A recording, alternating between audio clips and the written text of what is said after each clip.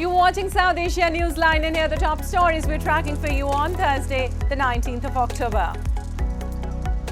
Amit Shah blames Congress for rise of Naxalism in poll-bound Chhattisgarh. Pakistan court bars arresting exiled former PM Nawaz Sharif. And experts raise concern China-built airport in Nepal may become hambantota.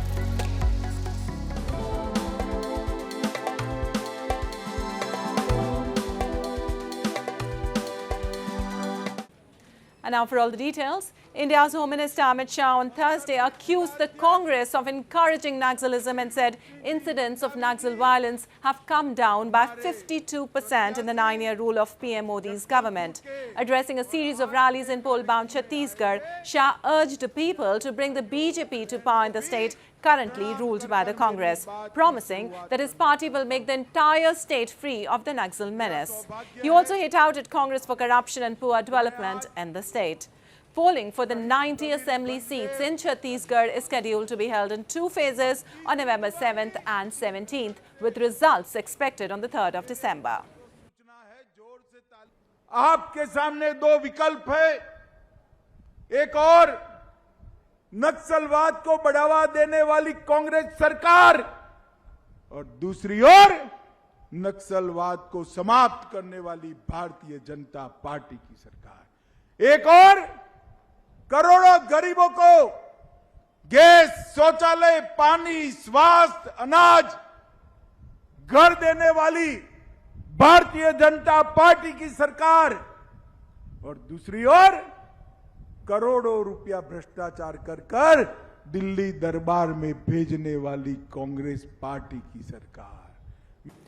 And a Pakistani High Court on Thursday barred authorities from arresting PML-N supremo and former Prime Minister Nawaz Sharif, who is scheduled to arrive back home on Saturday after 4 years in self-exile. Sharif, who has been wanted in a corruption case, had sought protection from arrest from the court in Islamabad on Wednesday. The 73-year-old politician was disqualified in 2017 by the Supreme Court and became ineligible to hold public office for life after the court's verdict in the Panama Papers case. His return comes ahead of the upcoming elections in Pakistan after the National Assembly was dissolved in August.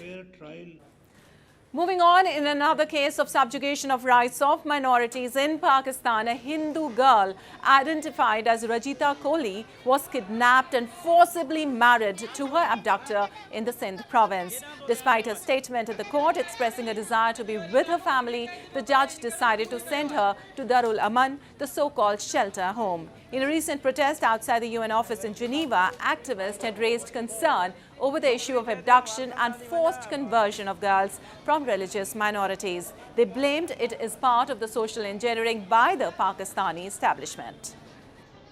The forced abductions, enforced disappearances, the forced conversions of Sindhi Hindu girls, the various ways of persecution of Sindhi Hindus. Now, the state is sponsoring the bandit gangs, and they come, they kidnap people, and even when the ransom is given, they're not releasing them. And these, you'll be surprised, these gangs, they come on social media and they chant Army Zindabad. So just imagine who's behind that.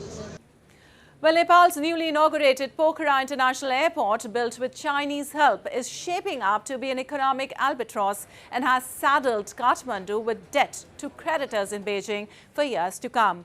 A New York Times report released earlier this week exposed the wrongdoings, highlighting that Beijing, since its inauguration, began declaring that the airport had been part of its Belt and Road Initiative, which Nepal has rejected. The airport has not seen any frequent international flights except for the chartered Chinese flights, which appear on rare occasions. Arun Kumar Subedi, a former foreign relations advisor to Nepal PM, has called for stern government action to prevent the airport from becoming like Sri Lanka's Hambantota port. Community and basically the multilateral agency, which are our development partners, are eyeing on this particular project, and the outcome of the project are not that much welcomed by our development partners, as well by the analysts of Nepal and from the economic expert as well. So overall, the impact of this particular airport in the international community related to Nepal is not that much positive. Also, Nepali officials have reportedly requested that China convert the loan into a grant due to the airport's financial challenges, a matter discussed during Prime Minister Pushp Kamal Dahal's visit to Beijing in late September. And Sri Lanka's President Ranil Wickremesinghe on Wednesday said that the debt relief for low-income countries should be part of the green transition, and inaction on debt could pose an existential threat to China's Belt and Road Initiative. Speaking during an event in Beijing, Wickremesinghe said Sri Lanka's climate prosperity plan requires investment of $26.5 billion through to 2042, and its roadmap for carbon neutrality needs $100 billion through to 2050. Sri Lanka defaulted on its foreign debt in May last year after its dollar reserves fell to a point where it could no longer pay for essential imports such as fuel and medicine. Sri Lanka owes Chinese lenders, bilateral and commercial, around $7 billion. Moving on, the International Monetary Fund on Thursday reached a staff-level agreement with Bangladesh on the first review of a $4.7 billion bailout, which is expected to act as a boost for the cash-strapped economy, which is struggling with low foreign exchange reserves. In a statement, the global lender said with completion of the first review, subject to IMF board approval in the coming weeks, the bailout package by IMF will make available about $681 million. The authorities have made substantial progress on structural reforms under the IMF-supported program, but challenges remain, the statement said. Bangladesh secured $4.7 billion in loans from IMF in January this year, making it the first to secure such funds out of 3 South Asian countries that applied last year amid economic troubles. And motivated by personal tragedy, a man in India's Bhubaneswar has taken it upon himself to save lives as he distributes around helmets to people across the country. Take a look.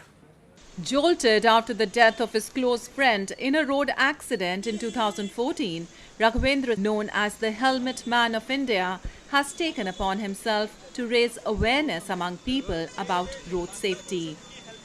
Since the personal tragedy hit him, Raghavendra has distributed over 56,000 helmets for free. He urges parents to teach their children to wear helmets just as they teach them other things. For motorcycle riders, wearing a helmet is mandatory by law, but is often ignored in some parts of the country.